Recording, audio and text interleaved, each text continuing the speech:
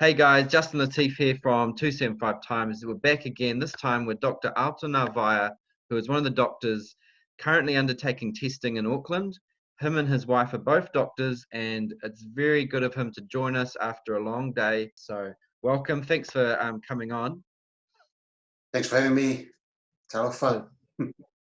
Awesome. So just a initial reaction. What's it been like doing the testing? What are people like, and what have you noticed?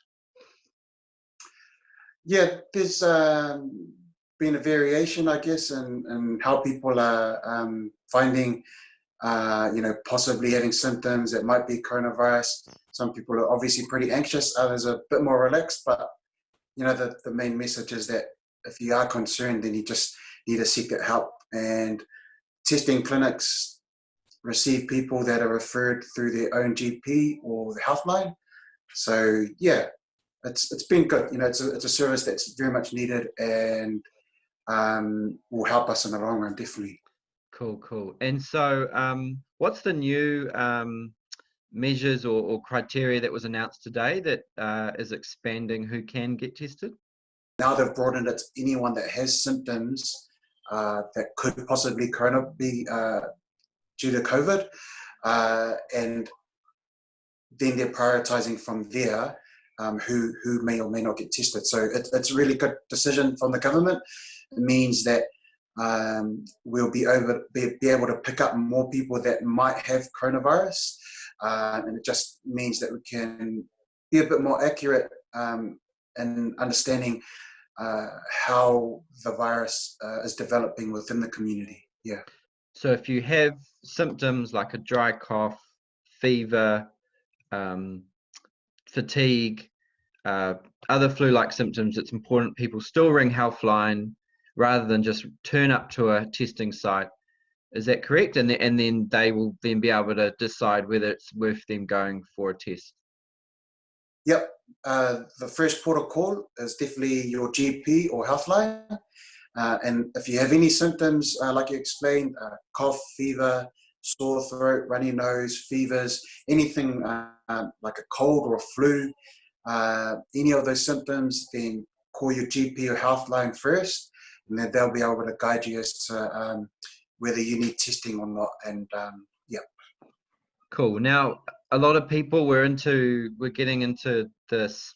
We're sort of deep into the first week now, and people are probably starting to struggle a bit with the lockdown, and they're starting to want to get out and walk, go to the park, that sort of thing. What's your advice, to people if they are wanting to get out, but they still need to be really aware of the need to be safe? Yeah, so we know in our communities in South Auckland that things like diabetes, obesity, and so on are very common. So regular exercise is a very important thing to maintain our health. So we definitely encourage people to get out and walk, to do that exercise, kind of once a day. But the main thing is understanding the risks and the reason for the lockdown and keeping in your bubble. That's because the greatest risk of catching it off someone is in that close contact. So that 2 meters has to be maintained, and more if possible when you're out and about walking. Some people I've seen, cross the other side of the road if they see someone coming towards them on the footpath. That just means you're keeping that distance. And then, just like most of our families in South Auckland too, we have young kids that we need to get out because, they're bouncing off the walls by now. So one common question is about letting your kids go to the playground. So understanding the risk again, there is evidence that the virus, if someone has it and they touch a surface, say like, something metal at a playground, that virus can sit there for some time, kind of in the realm of some hours.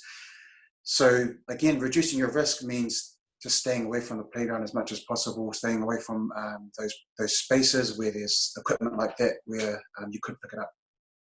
Sure. And when you're talking about the 2 meter distance, can the virus actually, if you are within that space, the virus can move through the air onto someone else? Is that The 2 meters is to provide that space because the evidence shows that the virus is transmitted or travels from one person's secretion, so that whether that's when they cough or sneeze, those droplets that if they're projected, if they travel through the ear and go to another person, and especially their eyes, nose, and mouth, that's how it passes on. So if you keep that 2 meters, that means the chance of someone's cough or sneeze, those droplets going from their mouth and nose to yours at 2 meters is the chance is pretty small. So you just 2 meters or more, if you can keep that distance, and then you're reducing that risk as much as possible. And how are for you and your wife just managing the stress and the workload as one of our frontline workers? How is that going for you guys? Day to day it can be different, depending obviously how your day goes, but having the support of our own families, especially our grandmother and our elders that pray for us, and then having other circles of friends and colleagues that we can share our frustrations or our worries with.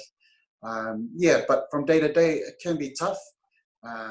Sometimes it feels like there's a lot of pressure, but from the beginning, I've always approached it that we just have to do what we can within our control, and just be at peace with that. So, yeah.